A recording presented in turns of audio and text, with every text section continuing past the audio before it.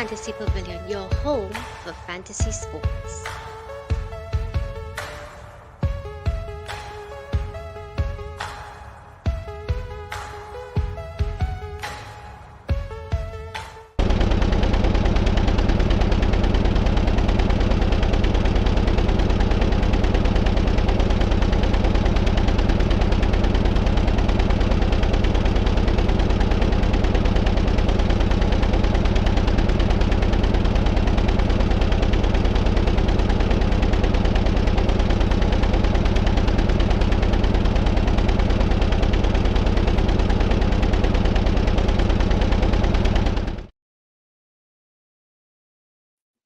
Welcome, guys. Welcome back to the Fantasy Pavilion, your home for fantasy sport. And of course, we are here to discuss F1, the Spanish Grand Prix coming up this weekend.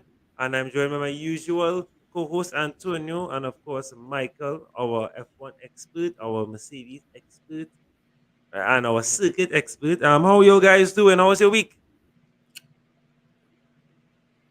Um, wasn't bad, you know. Wasn't bad. I know. I don't want to ask about FPL, so I'll just ask about your week. So your week was good. Michael, how things on your end?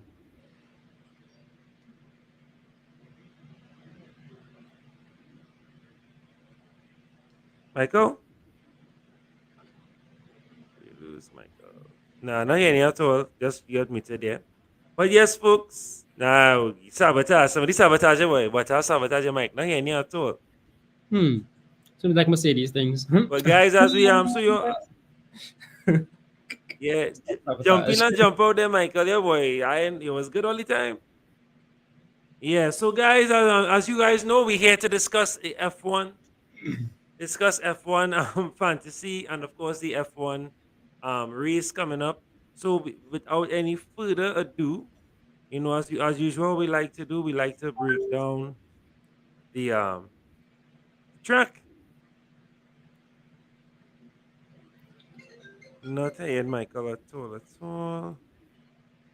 But before we get any further, before we go forward, must look back at what is happening, the build, how the race is going so far, how the Grand Prix is building up so far, and who is in the lead, who has been doing well so far. So far, we've had five races so far, five Grand Circuits so far. We had the Bahrain, we had Ferrari, of course Leclerc comes on top.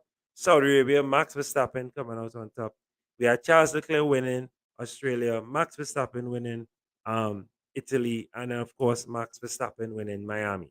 So far we've only had the same two drivers coming up, but Max had a few DNFs in some races. So Charles Leclerc has a very unassailable. I don't want to say unassailable lead, but has a very good lead so far. And let's look at that lead very quickly. So Charles Leclerc, 104 points. In first, Max Verstappen second with 85.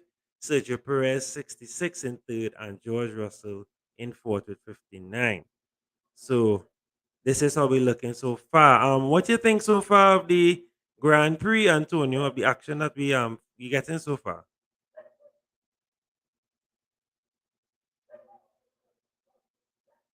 Oh, sorry. I like it. Yeah. I like the competition this season because I mean, we always had a favorite for the past few years, and like now you're getting like a variety of a different, there's sort of a vast variety of racers that contending, given stiff competition. So you have Ferrari, you have Red Bull as always.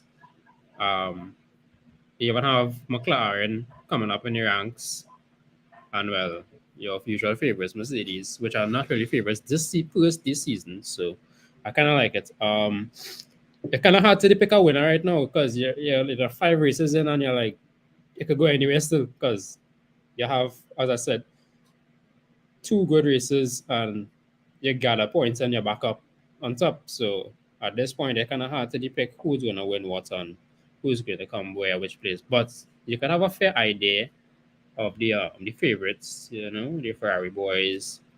But I guess you have to still do your research and look back at previous races and know each racer has like a kryptonite track, I guess. So you have Leclerc used to spin off on this spin track. Baku is Hamilton kryptonite. So you just have to do your research if it well instead of fantasy and the drivers, and let's hope that they don't do that on the day. But everybody has their weaknesses. That's on the day itself. You just never know. Yeah, for sure. Michael, hear you I'm now? back here, man. Yeah. Right, nice. Yeah, Michael. So we're just looking back before we go forward. What's your thoughts so far on this? On this, on the whole season so far, based on It's, so far only two clear hmm winners so far. Not clear winners, sorry, like two guys so far dominating. Yeah, Max and Leclerc dominating so far. What's your thoughts on this season so far? I think it's pretty exciting because you also have some upsets. Like, look at where George Russell is, Carlos Sainz. Like, it's a real mix-up grid. At least it's a lot different from, let's say, the past 3 years, whereby it was mainly a Mercedes win straight through, or it was always Mercedes 1-2 or 1-3, with Max fitting his way inside or something like that. But now, um, the whole thing gets turned on its head. So it's cool to have a break from the usual. It's different, it's exciting because, and then to these new cars, the new era, you don't know what to expect every weekend. So every race is different essentially. They say Spain is usually a boring track, but with the new cars, it could be entertaining. So far, it's pretty exciting. I mean, I would prefer certain people to be a lot higher than where they are, but so it go. But it's still our time, as Antonio said. It's still have a lot of races to go. The great um reliability of Red Bull could come into play, and just like that, Max doesn't finish his 2 3 races. Um, Monaco is week after this one, Hmm. and Leclerc will crash out more than likely. Um, so yeah, things could go anyway still in the season itself, but it's still pretty cool and fun and exciting. Yeah, for sure. It's been I'm as a as someone doing the content and as someone learning and researching and getting into it deeper. I must say I'm enjoying it so far. And there are a few notable surprises. Like let's say I would like to shout out Bottas. Bottas has been. I know the standing says something different, but he has been very decent. And because of course the points he earning is not 18 points and whatnot, but he has been in and about Yeah, he's top been five, consistent. yeah, top five, top six in the races. So he has been doing really well. So I'm very impressed by him, especially now on a different team, not a very fast car, but a new team, and doing really It well. and I happy for Bottas in the regards that it proves to his naysayers and doubters that he is still a good driver because everybody was saying, oh, Bottas not that good and he only finishing where he finishing because he's in a Mercedes and whatever. But by driving the Alpha the way he is, it proven that he has the talent and the skill of a good driver. It's just his teammate was just so much more outclassed than him. Yeah, yeah. And I mean, I had to talk about him showing us the bottom on the internet again. So Well, Bottas, Bottas, literally Bottas. literally. So as you guys know, may or may not know, you may not know, Antonio may not know this, but this weekend, Spain Grand Prix. So of course, you all know how it works. Friday, practice one, at 8, and then we have practice 2 at 11. Then on Saturday we have a third practice at 7, and then the qualifying begins at 10 a.m. All this is in local Trinidad time. And of course, on Sunday, Domingo, we have 9 a.m. racing. So we're back to the early times, guys. No 3 p.m., no 2 a.m. I wish we had 2 a.m. races. Um, so let's take a quick look at this circuit, and Michael, if you could take it away, break it down first. But Yeah, let me just do the history really quickly. So of course, this particular circuit was I want to not founded but developed in 1991. Um, and the first one, its first Grand Prix was this stuff. Sorry, right. So 1991 was his first Grand Prix. What's the circuit like? So the drivers love this circuit. is because they spend huge amounts of time going around. No, I was watching this circuit. Sorry to cut the thing. I was watching this circuit, Michael, and I Mm-hmm. find it not that different to Miami. You know, I watching it in the Mm. sense that it have a straight. There's a some few bends, some streets again. There's some Latifi bends, and I think I do see a big like difference in Well, you know remember Miami, sorry, was counterclockwise track, whereas this is the right. Well, yeah, conventional of course, yeah, yeah. But in terms of clockwise. I find the layout watching it, um, Yeah, it's yeah, I guess there's some similarities, but I wouldn't really say it's the same track because the if same. you remember Mercedes, I mean Miami, what yeah, Mercedes, some of my Miami was one extremely long front start finish street and then Yes. another very long back street, whereas this one has a very short back street. Um, so it's similar, but maybe it have one or two similarities, but it's I would still say they're very still different.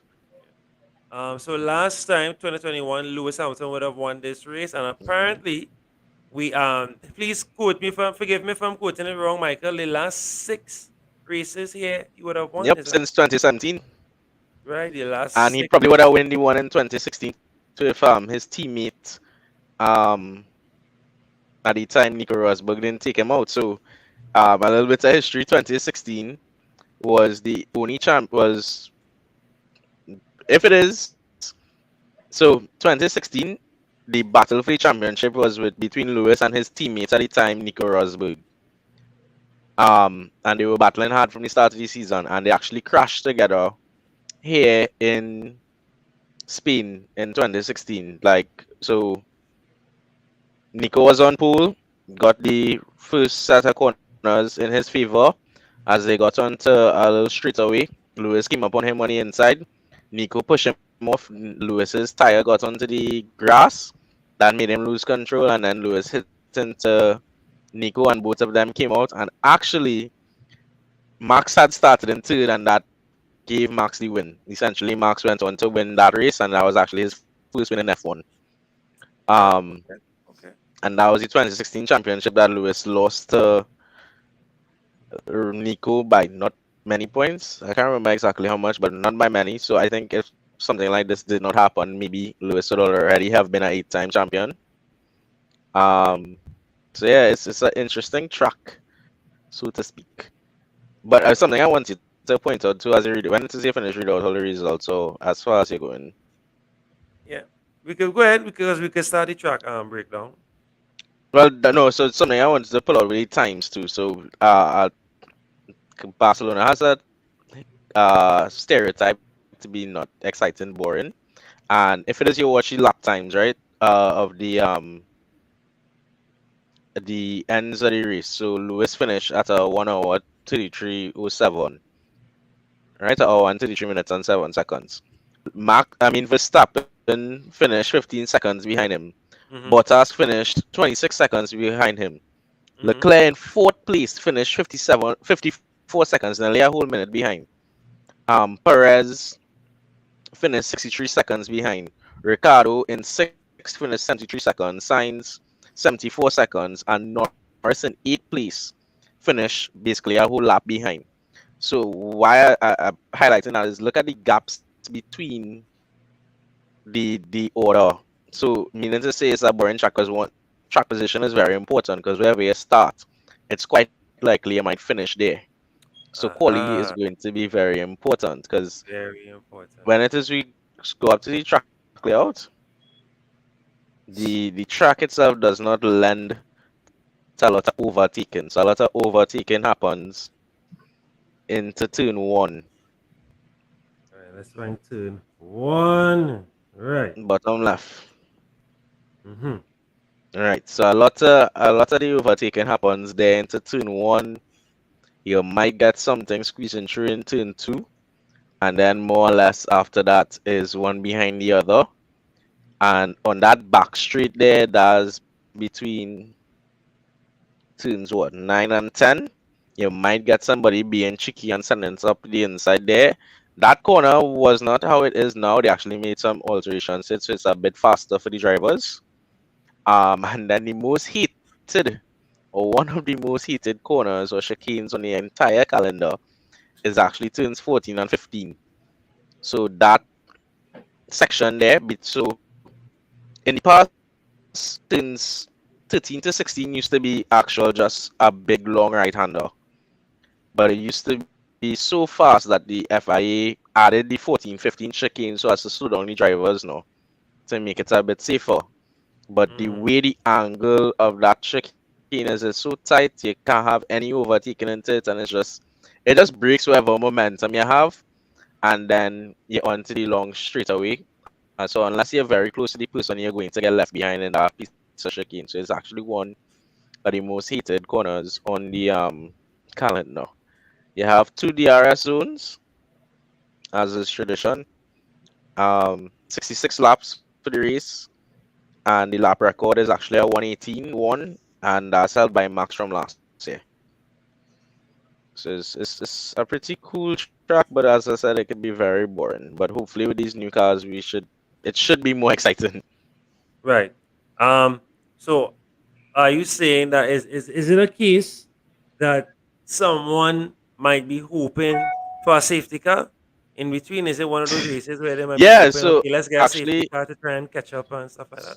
yeah, so definitely, I think in the past, so far for the season, every race we've had for the season so far, we've had a safety car one, and then two in Spain, you usually get at least one safety car. So it's quite possible we might get a safety car. We don't have any rain scheduled for the weekend right now, so if it is we want some kind of drama, some kind of spanner, Peltony works to try and shake things up, the safety car would be the safest bet. All right. And this one is a whopping 66 laps, Yup. Michael. Yeah. I mean, the strategy is usually a two-stopper. Yeah. Mercedes actually pulled some pretty amazing strategy on Red Bull here before, whereby they left Max out to go too long and they stopped Lewis right at the right time, and he caught him, I think, with 5 laps to go or something like that. So it's a very interesting track whereby strategy will play a part. So because position is so important and there's not many places to overtake, you definitely want to have your strategy on point. So pit stops will be very important this weekend. Because I think they said, from what I watched, Aston Martin average that a pit stop might take between 23 seconds, or at least the time lost in the pits. I should say, not so much the pit stop, but the drive-through time as well as the change time, you're looking at about 23 seconds total. So you need to be within that window because you don't want to spend 25 seconds in the pits. That's like what, quarter the lap? Well, I found a decent site here. I want to just, of course, let me shout them out and give them their credit. So essentially, sports. I just want to highlight a few things because some of the things you just said they are pointing. I just want to break it down. This will help to with the guys for the fantasy. So let's just take a quick look at this at their breakdown because I think it's a decent breakdown, especially for noobs. So again, guys, essentially sports. You can check it out.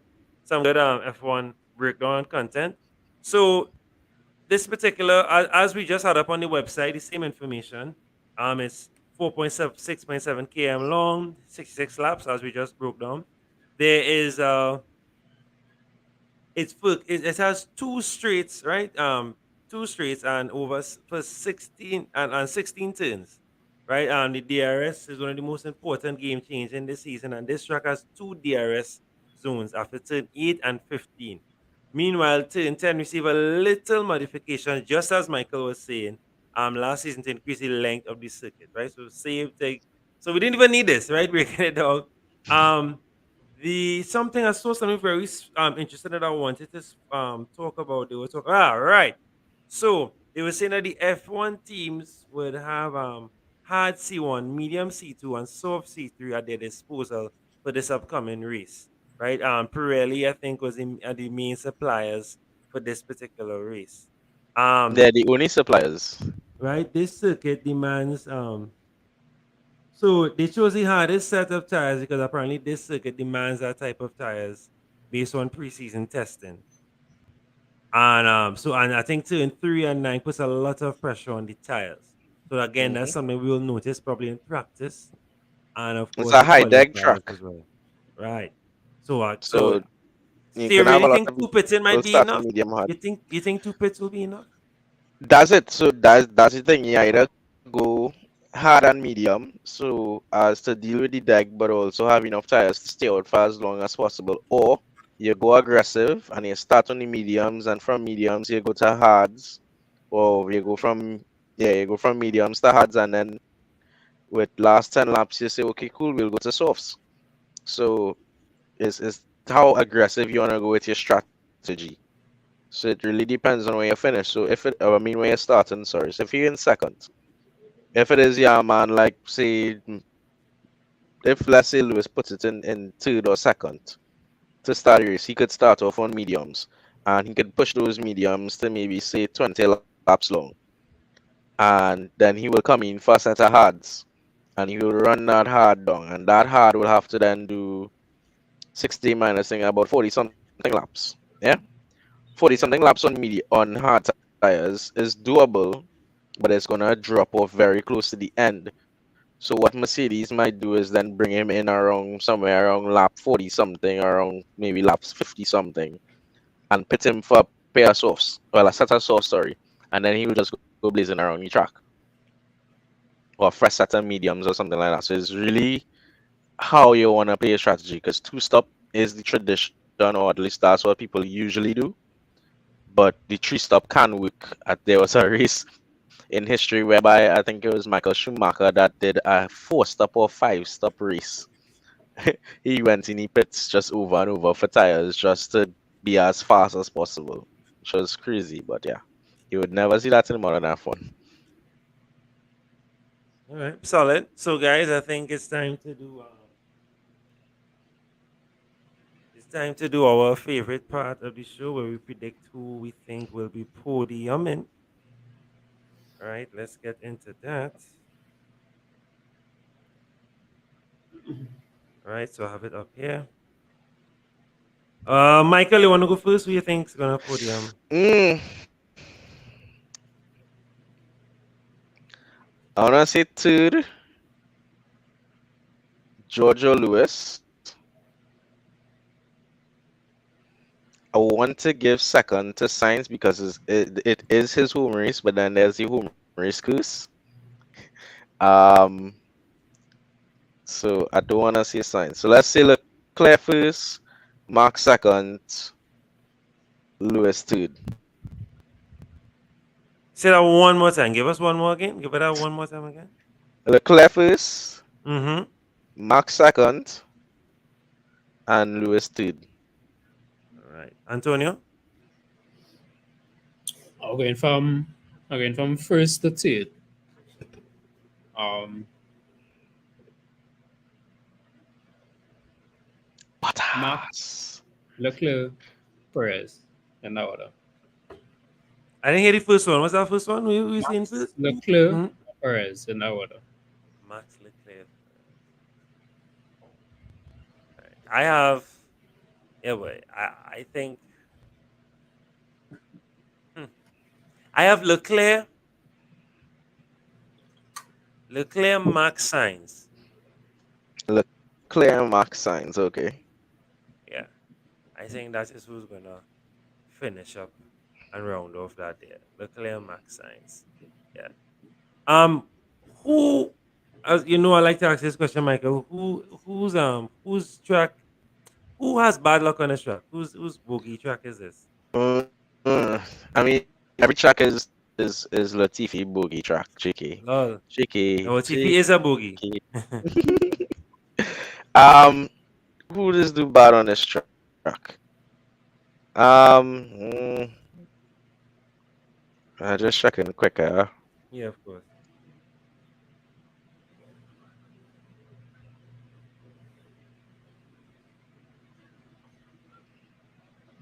Right. So Sonoda last year DNF'd.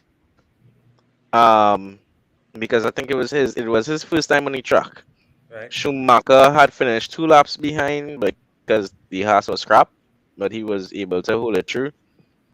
Um, yeah, I think I wouldn't say it's really a boogie track because it's a very straightforward track. It's Yeah, not to say yeah, it's yeah. overly challenging. So it's not too much of a test. Who I think might struggle this weekend is Guan Yu Zhou because it's his first time in a Formula One car around Spain. Um, he might struggle a bit. For some reason, my mind telling me Gasly, although Gasly is Mm, consistent, but I right. feel like something might happen with him this weekend. Um, and then, well, Red Bull and Aston Martin have both, well, a lot of people bringing upgrades, but they both brought upgrades that look very similar, like sidepod design is very similar. So you remember how they used to call, I'm not sure if you know, they used to call, well, at the time Aston Martin was forced India, we used Oh to call yeah, them the pink pink Mercedes. series, yeah. Now they're calling them the the green Red Bull Wow. because Wow. I saw a comparison picture on IG and it's practically the same side pod. So right now we don't know what's going on with Aston Martin because they have a Mercedes engine with a Red Bull side pod, and it's something to interesting when it is the Harmonia because Lance Stroll that owns the Aston Martin team. They bring in an upgrade to Barcelona, but the upgrade is only available for Lance Stroll. Of course. Of course, right? I don't know. I and they did this sometime last year as well. I think it's unfair to him to Daddy? because Vettel is the better driver.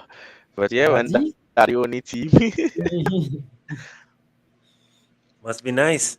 I mean, I can understand them bringing the upgrade just for one car because okay, it do make sense to make and manufacture parts for 2 cars, and then you realize the part do work as intended. But alternative now is all the time you'll give Strolly good parts. Like, share it around a little bit now.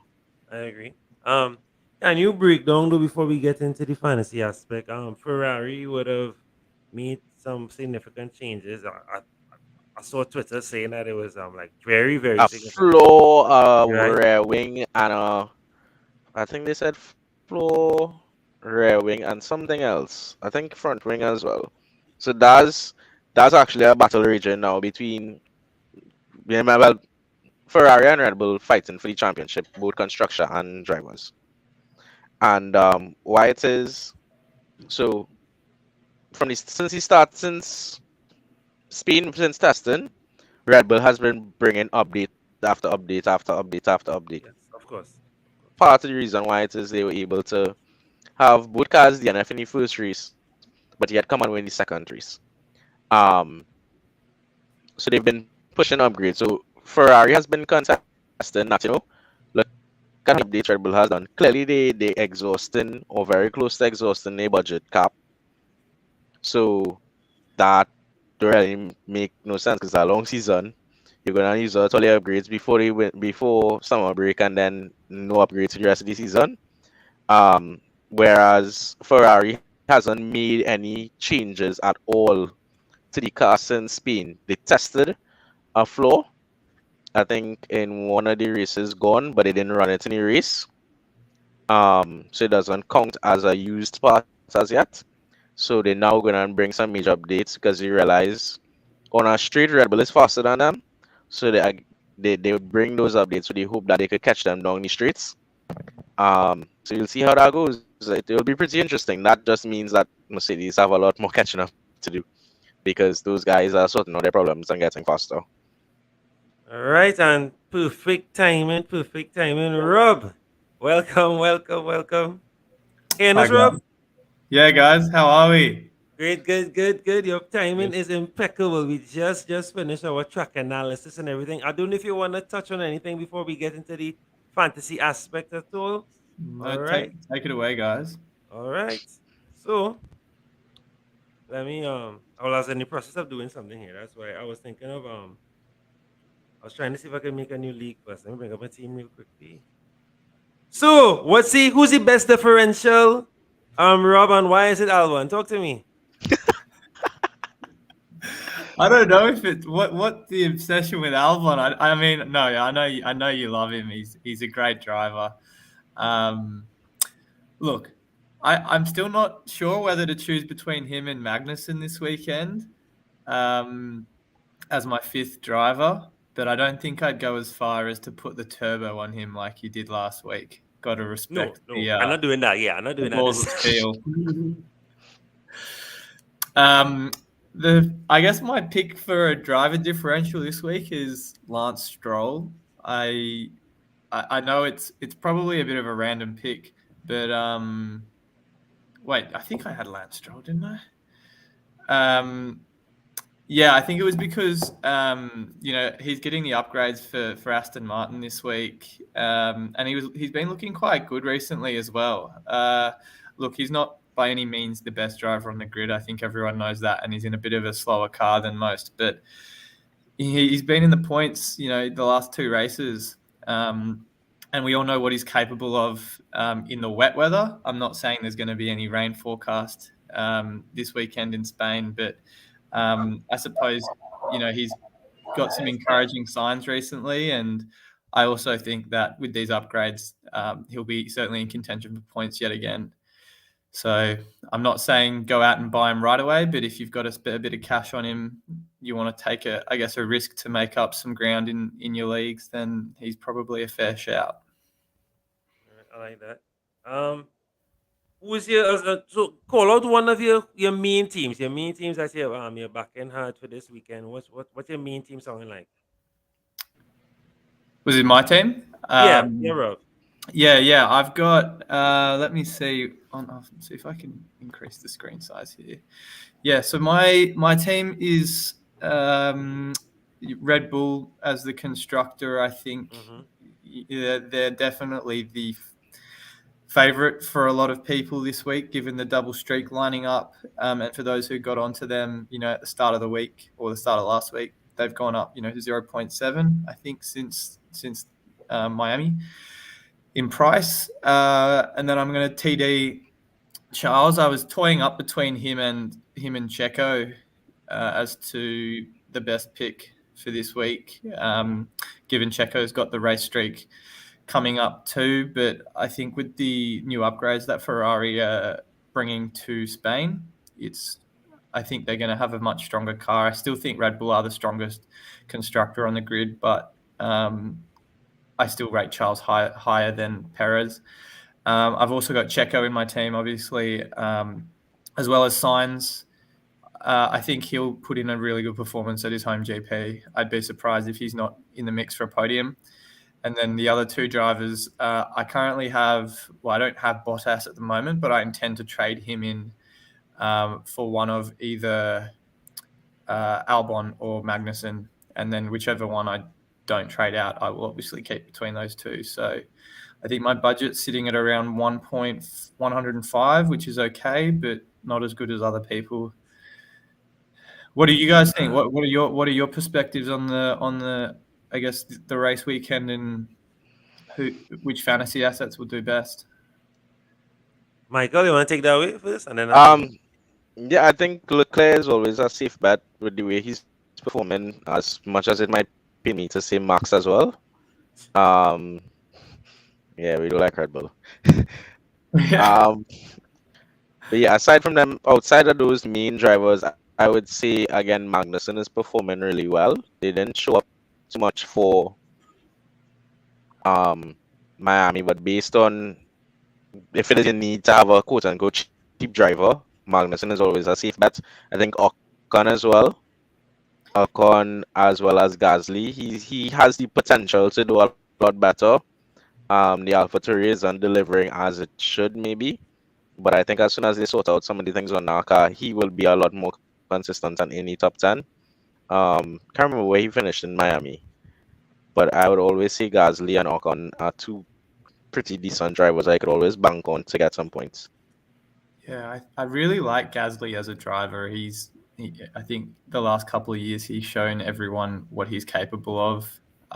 It's been a bit of a surprise to see him struggle as much this year as he has previously, but I Yeah. certainly think that he'll turn it around. We all know how good he is, and I mean, I had him in my team at the start of the season. I rated him that highly. I got him out after a couple of weeks, given he just wasn't really showing what we thought he was capable of. But yeah, like you say, I definitely think he's one to watch out for. Ocon as well. He's just been so consistent for Alpine this year. Yeah, from the He's very not- first race they were fighting. Say again. From the very first race, he and Alonso were fighting. Yeah, I love that. I still think I think I still like Fernando more, but Ocon's Mhm. definitely had the better start to the season. Alonso's Yeah. has some rotten luck recently, hasn't he? And I definitely think he'll turn that around, just like Gasly. But Ocon's been a pretty good pick for someone in that kind of $12 to $13 million price bracket. Yeah, I think as we on the topic of Gasly, I think Gasly's problem is adjusting to the new car. He still has all that talent, but he just hasn't gotten a handle on the new car and ground effects.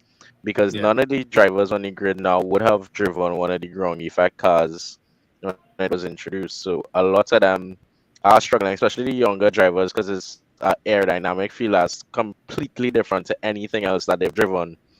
Whereas maybe the more experienced guys like Alonso, who has had experience in different championships, he's driven um, Le Mans, he's driven Indy, so he has a lot of experience. Lewis has dabbled with other sports like on his free time, like I think he did MotoGP and stuff like that.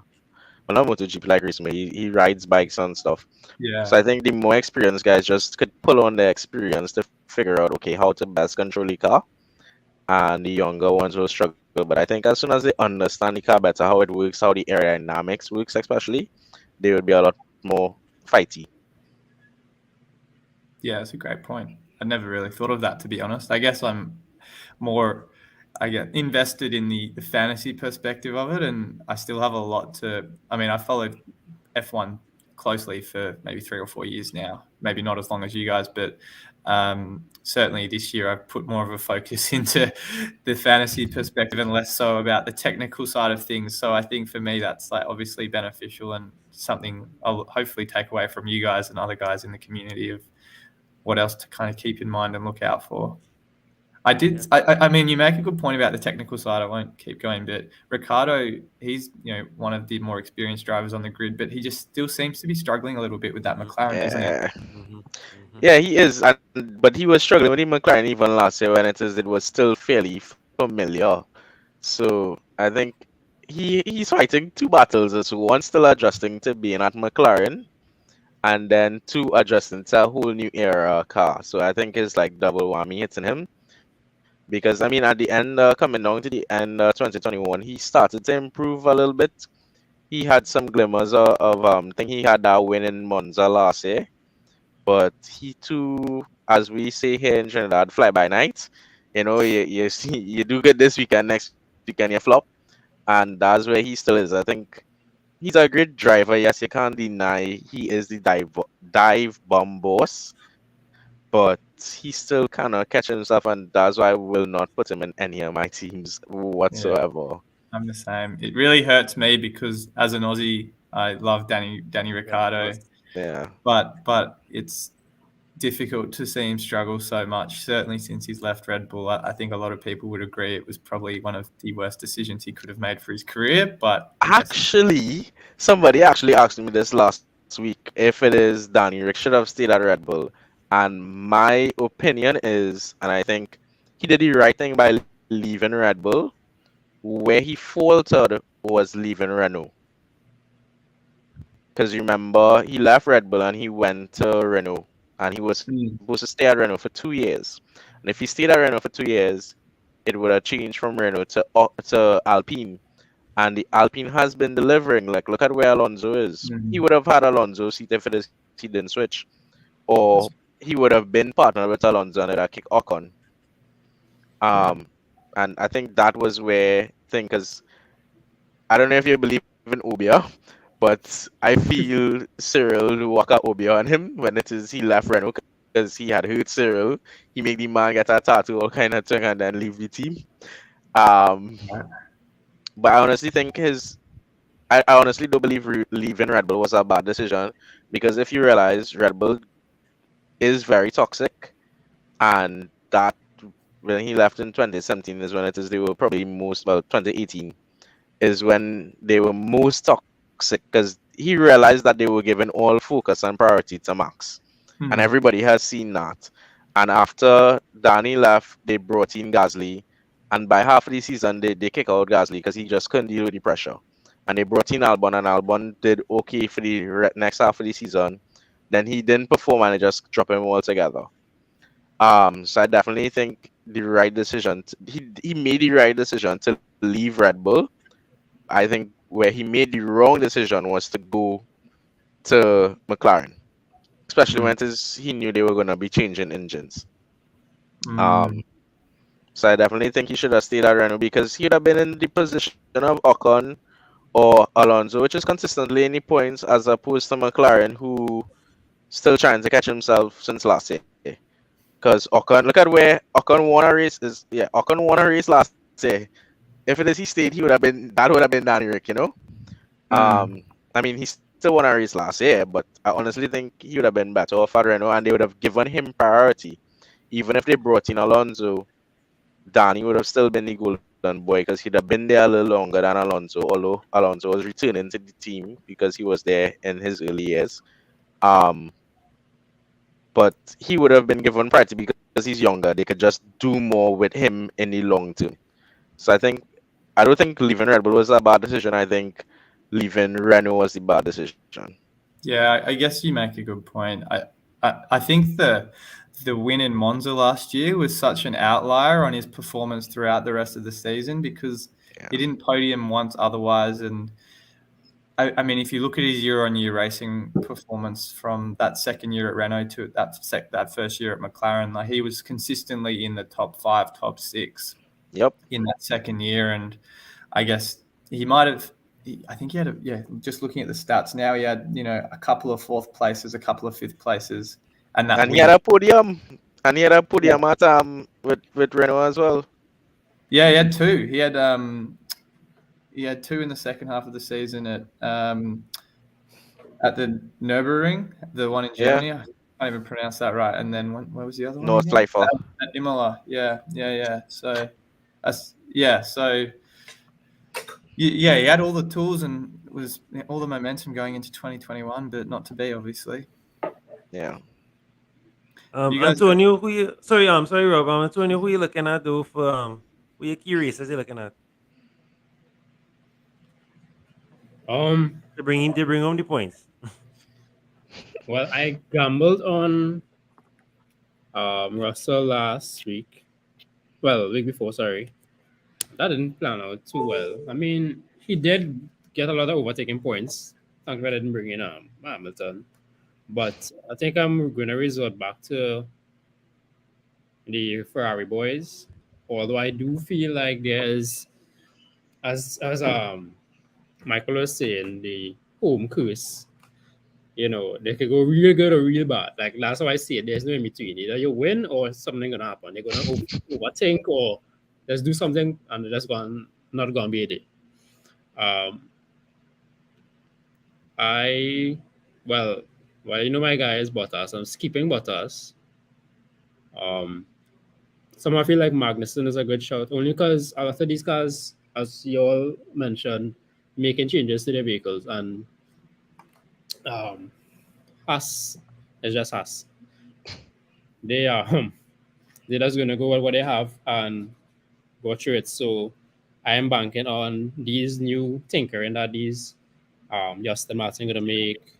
I don't want to say Ferrari because I have Ferrari constructor and drivers, but all these tinkering, like, it's not gonna favor them just yet. So I'm banking on the boys who actually driving the like Magnussen, because he's a budget driver and the fantasy that he's gonna do well, because he's been doing well regardless, except for that last race where he just, I don't know what even went on there.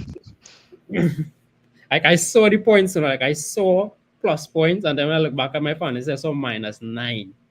Who? Like, Ouch. Yeah, the minus points in this F1 is harsh. Yeah, boy. Harsh. Hey, I actually thought it was Schumacher. You know, like I was telling myself, yeah, Schumacher just hit somebody and they just spun out. And I look back, I was like, it's not Schumacher. It's Magnussen. Rest of the girl. Rob, I have how I look at it, Rob, for this particular weekend, based on the track analysis that Michael gave us, because he was explaining that this particular track or circuit is normally boring. Or I don't like to use the word boring, and I'll see it for myself. In terms of P1, P2, P3, whoever qualify Q1, Q2, Q3 normally stays that way. Normally. We were looking back at the track last season, and Michael was breaking down first where there was a huge gap in who was first, second, third, fourth, fifth. There's a very significant gap. So it showed that if I'm just saying if Leclerc wins qualifier, he might very well stay in first place very well, and because there's not the track doesn't allow much for overtaking. So in saying all of that, I'm thinking that it would make sense to have one of, because obviously I don't think you can have the two. You can't have the two. So you have one of Max or Sainz. I'm not saying sorry, Leclerc, sorry. Leclerc. Or you could try and have the two. You could try and have the two. So if you have Leclerc and Max, which I think is very not budget friendly, but you could have, let's say you go with Leclerc and then you bring in some mid-tier assets. So let's say you go with Leclerc and you say maybe Sainz because it's home court advantage, okay? Then you go with Bottas because Bottas has been very good so far. I think I like Bottas. He has been very consistent and he will get some overtaking points depending on where he finishes, right? Those are key points. So I think you could look at a team of maybe, if it's financially possible, a Leclerc or Max as your main drivers, your main your top drivers, and then you bring in a Sainz, a Bottas, maybe even a Russell. And I was thinking, and of course you go for a Magnussen, an Albon, or something like that, or even a Sonoda, just as a fodder, and you bring in a. I'm looking at a constructor like even maybe Bottas's constructor. I think that might be a decent, because Bottas has been doing okay, has been doing well. And I think if you want to go on the expensive side and bring in the consistent, I think it makes sense to bring in all the guys that have been consistent so far. But of course, anything could happen in a race, Rob. We know what anything could happen. Someone could DNF, someone could crash, anything could, Latifi still exists. So I mean anything could happen. So I don't know what you think about that strategy. That's of me, off air I was telling the guys that now. That's my plan so far. So far. No, I actually really like it too. I have thought about bringing Max in, which would mean changing half my team, and to do that I'd need to wildcard. I haven't used my wildcard yet, and I think when I do, it will be to bring Max in, just because of the financial movements you need to make to accommodate someone that's 30.3. And I was actually costing this out the other day just to kind of see how it would fit into my team, and yeah, with him and Charles, there you could still also accommodate. You have him and Charles, and then probably Ferrari on top of that. But outside of those two, like that takes up 25, 55, almost 75 million of your budget, and that leaves three other drivers. Like, you really have to go quite cheap to afford, the other three drivers in your squad, and that would likely be just on price alone, at least Albon and Magnussen, and then depending on how much more budget you have, Schumacher or Tsunoda, like you say, or even Stroll, even as a differential. Yeah. So yeah. You're really going top heavy, and I mean those two are no doubt going to compete for the championship, but I guess you are compromising on the rest of your squad there as well. So it really comes down to preference. I think right now I'm still comfortable with having my funds spread across, three very good drivers and a good constructor. But I mean, if Max just keeps winning and he has, come first and second in almost every race where it hasn't been a mechanical issue or a collision in the last 2 years, you just can't overlook that either. So I think if you really want to play it an aggressive strategy, then Charles and Max and Ferrari as your constructor is a pretty good option, I think. I'm even thinking of Mega Driving Max on one of my teams. I think that's how aggressive I'm going because based on what Michael told me about this track, I think okay, why not? I could see Max, even if Max doesn't qualify Q1, I could see him chasing Leclerc all the way down, and Leclerc might buckle under the pressure. And the few times they could overtake, you never know. I think I'm a Mega Drive Max this weekend. That's how That confident I am in that one of those. that could go very great, and that could also go very bad. Of course, of course, of course. Just like FBL. So I mean, you Not have to, not only you know, that, but thinking about the Red Bull reliability, I think maybe they do for a shutdown or something. I is that mean, your Mercedes, huh? Talking, Michael? I can't trust that. Rob and Antonio. I can't trust a Mercedes I don't fan know. telling I me don't the know. kind of thing. Nah, I don't. It's okay. Maybe it's partially that Mercedes thing, but I don't know. I still do have confidence in that in the Red Bull. Like if it is, I was a Red Bull person. I still do have confidence in the car because of the 5 races we've had so far. It's 5 races so far, right? Correct, Of those 5, Max has DNF'd on 2 of them. correct, correct. That Yeah. is a what? A 2 or 5 chance? That's what percentage? What percentage that is? 40% DNF rate. Yeah. Yeah, I still don't have the confidence in the Red Bull. I think okay, if it is he could get to maybe the rest of the season without, or let's say the next 3 races with no DNFs, then fine. We'll just put it down to a brand new car trying to sort out the kinks and the problems with it. But I feel like there's something with that car that they still trying to figure out. As much as it is the fastest car on track right now, I feel like there's some gremlin in it that is going to hunt them at some point in time. And I don't trust their reliability. And I'm not saying not as a Mercedes fanboy and not liking Red Bull or No, anything I like that. I understand. just genuinely think because look at that, Mercedes, though slower, has had no reliability issues. Ferrari, though slower, has had no reliability issues. Yeah, it was I mean, just Charles except for error. the except yeah, No, it was his error. That Charles was his error, error. and then Yeah, they had some electrical problem with signs at the end. That's wiring. That's not really the car reliability itself, so to speak. And it's not just Red Bull. Remember, Red Bull shares everything with AlphaTauri, and it's AlphaTauri who has problems as well. So when it is you're looking at Red Bull's reliability, you also have to consider AlphaTauri's because as much as it's 2 different teams, it's still the same team. Um, so if it had happened with Red Bull alone, then okay, fine. But it happened that both Red Bull and AlphaTauri at in some of the same races too. So clearly at hot events they will have problems as it was in Bahrain. The track temperature well, it's in now going to stay. Yeah, yeah, yeah, yeah. it's But gonna not be just that. 28 degrees. It's not gonna be as hot, Yeah, but it's gonna be hot. And yeah. Spain is a track that they always on them check coolie car, coolie tires, coolie brakes, that kind of thing. So it's gonna be hot.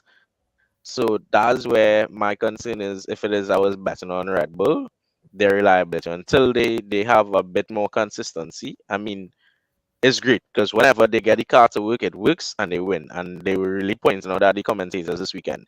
Max right now, once he finishes a race, he finishes first. Props to him. Yeah. But when it But is it do finish, yeah, it's but usually yeah, because he in the garage. yeah. So it's a big risk to Mega Drive him. It could pay off and it could get the full points of him winning the race and maybe even a fast lap. Or you could end up with nothing because he end up in the pits. Yeah, but and all that does not frighten me. I'm going ham on it. I'm mega driving. Now you have to risk it, bro. You have to risk it No to the pun biscuit. intended, eh? All that, Rob, and all I'm still going to do it. That was I'm not afraid. No. Because the only thing at the back of my mind while I was thinking to Mega Drive Red Bull, this is 66 laps, and sometimes we've seen, as Michael said, though, we've seen them not last the full. Sometimes they could do the 65, even the 64, and then those last few laps, something just happens to them. And I think because Mhm. this is a longer stretch, whew, But other than no, but I think based on just based on what Max is doing so far and whatnot, I'm confident in Mega driving him on one of my teams. One of my teams. Obviously, I have to do it in the one that we represent in. I would have just created a league for the. So what we're gonna try and do, guys, every GP we'll try and create a league just for that GP alone. So I just created one for the Spain GP. The code is in the comments, the description, and on Twitter. So Rob, tell all your friends. Let's try and at least get at least 20 people in the league and have a nice. So every GP we'll do something just to keep the things going. And now that fantasy, sorry, FPL is wrapping up this Sunday, we can now focus on F1 and push more content out there and get more interaction going with the community out there. So every GP we'll just have a specialized race just for that particular GP going all the way down to Abu Dhabi. All right, so look out for that. So as I said, the codes are all over. Put the code in on Twitter and Facebook, and I'm gonna put it on Instagram. Rob, before we sign off, because as I told you, we have our FPL show in a half hour. Right before we sign off, Rob, any closing comments, any tips and advice for our viewers, the newbie stuff for F1? Anyone you wanna, of course, you wanna guide them in any particular direction of who they should look at, how they evaluate their team for this weekend? Yeah, look, I think it's the teams are becoming more and more template as each week goes by. It becomes very clear what drivers are must-haves and then what drivers you can fill your team out with. I think for anyone, Leclerc is a must-have. I'd say Checo is probably up there along with Sainz, and then K-Mag is a definite for the enabler at the bottom of your team. I think it's also a toss-up between Ferrari and Red Bull as the only two constructors. There's no other way around it, to be honest. And those two the constructor gets the most points for your team if you look at the week-to-week point scoring. So I'd just say, stick with the premium options if you can. And if at the more budget level, go with the best driver on that team. So Bottas, Albon, Magnussen, just because they are typically going to score more points than their teammate. Yeah, I like that. Antonio, any closing advice before we sign off? Any drivers that catching you think that the viewers should be, or anything at all? Any strategy? Turbo Drive, Mega Drive? Who looking good? Who's looking good for Turbo Drive this weekend? Personally, because it's one of those tracks where, as you all say, positioning going to be vital. I will go with a fast car and a fast driver, so Leclerc, Turbo Drive. Once he has a good start, most of the time if you have a fast car and a good start, in tracks that are more,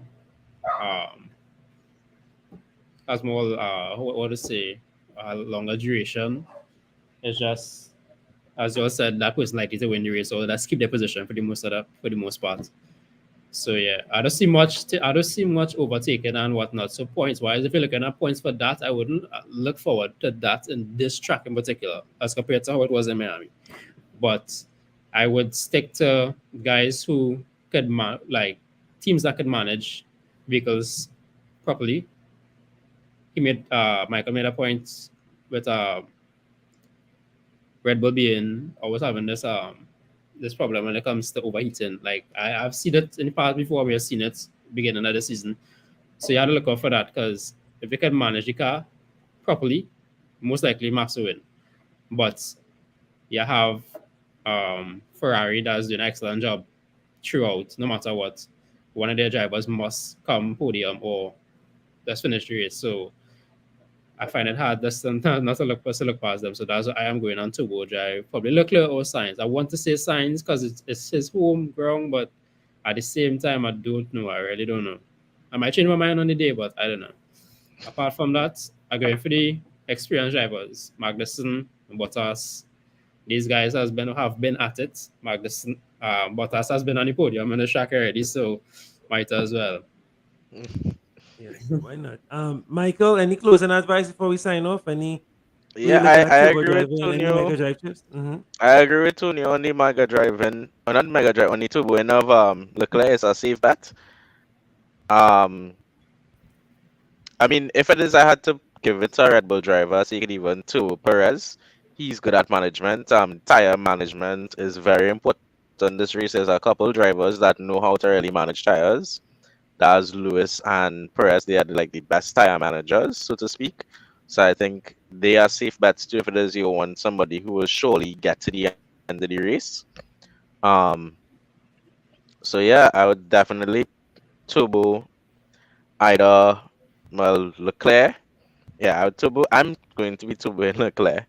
Um, as relates to other teams, I think once you have at least one Ferrari, um, Bottas, and let's say one of the Alpines, Ocon or Alonso, you're pretty safe as it relates to points with maybe a Ferrari constructor.